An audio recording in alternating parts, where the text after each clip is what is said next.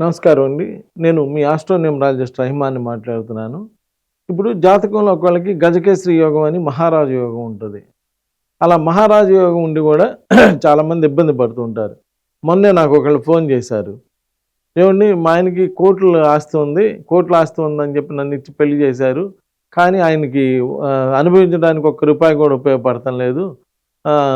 అంతా వాళ్ళ మనవళ్ళ ఆళ్ళ పేరెంట్స్ వాళ్ళ మనవళ్ళ పేరు మీద అలా రాశారు. ఇలా ఇబ్బందవుతుందండి అని చెప్పారు.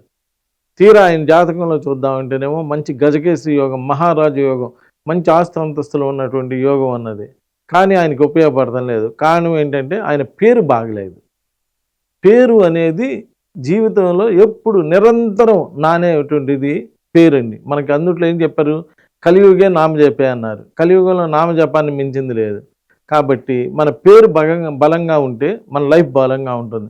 అంటే మీ జాతక చక్రంలో గజకేసరి యోగం లాంటి మహారాజు యోగం ఉన్నప్పటికీ పేరు బలం లేకపోవటం వలన మీరు ఇబ్బందులు ఎదుర్కొంటున్నారు. కాబట్టి ఆ ఇబ్బందులు లేకుండా బాగా మంచి పేరు ఉంటే పేరులో నెగిటివ్ నెంబర్ లేకుండా పాజిటివ్ నెంబర్ ఉంటే బాగుంటుంది.